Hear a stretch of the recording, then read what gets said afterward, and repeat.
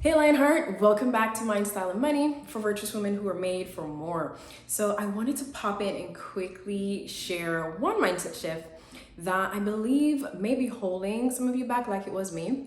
And yet this simple switch in your thinking is enough to completely change the trajectory of your entire life. So the simple key for me in being able to shift from even over 10 years ago when I was stuck making $9 an hour and that flipped that year into making 95 per hour by going into consulting was really giving myself permission to be the future self that I saw even before I had built the future success I was desiring for myself.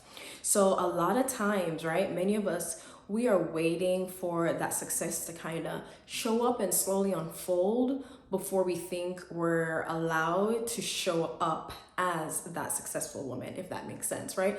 We think, how dare we have that audacity to want to behave successful or believe, that success for us is obviously inevitable, and not set the right boundaries in our lives as a successful woman who already needs to protect our own personal power and priorities. And that thinking is actually what keeps us back from the very success that we seek.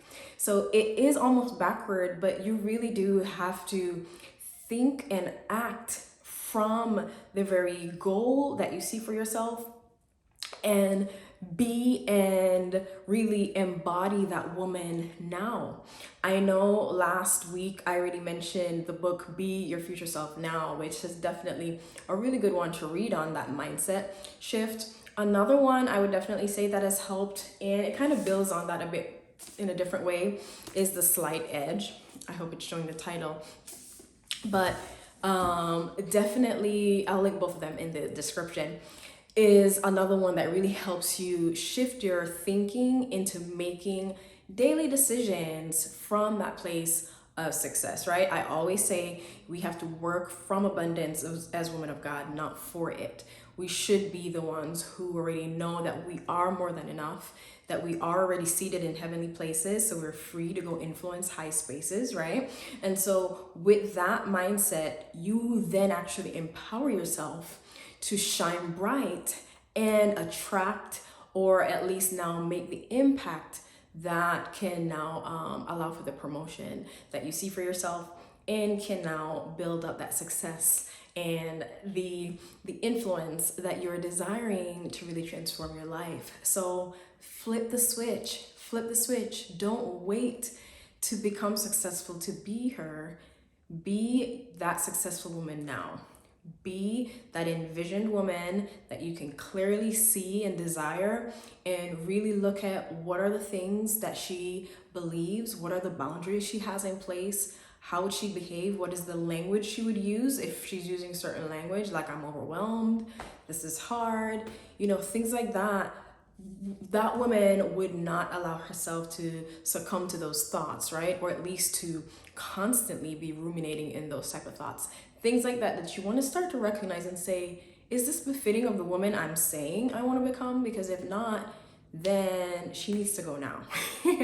And we need to go ahead and welcome and step into that new woman. We got to ascend into that assignment, because believe it or not, God's invitation to come higher usually can only be accepted by also embracing God's identity of already being more than enough. So it's like God's invitation to more can only be accepted until we embrace God's identity of being more than enough.